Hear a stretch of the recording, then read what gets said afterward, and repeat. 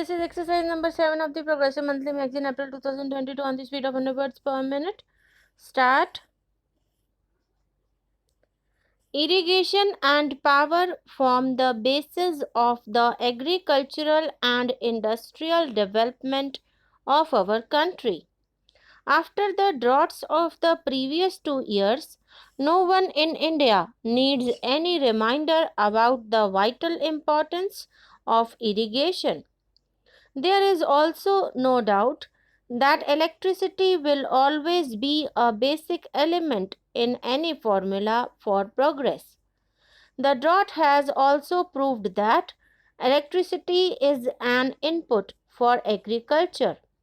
I am glad to be here because, as engineers, scientists, and technologists, you represent the future. As citizens and administrators, we look to you to uncover our natural resources and suggest how best these might be exploited in the national interest. Technology is moving ahead in every direction, and day by day, new opportunities are opening up before all of us. What we need is the availability of large quantities of power at very low prices, which would influence changes in technology and stimulate the development of a new technology. We have vast water resources in the Indo-Gangetic basin, of which I am being constantly reminded by our minister, Dr. K.L. Rao. These must naturally be tapped for irrigation. When one merely thinks of all that our institutions or a board such as yours can do, the prospects are truly exciting and open up new vistas in many areas of national life. You have already mentioned, Mr. President, the importance of electrification, and I am glad to find that some aspects of rural electrification figure on your agenda.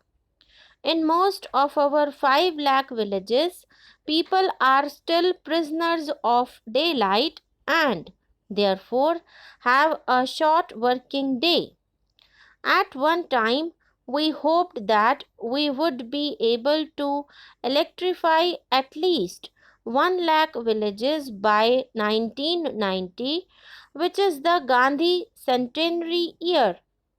I still hope that we will somehow manage to reach this target and will continue to make rapid progress towards bringing electricity to the remaining villages. Today, we are able to build a good deal of the generating and transmission equipment which is required, but we have also to improve the economics of our power generation and transmission so as to supply cheap power to needy consumers and yet earn profits on the operations of our electricity undertakings. The development of regional grids will assist in optimizing the distribution system.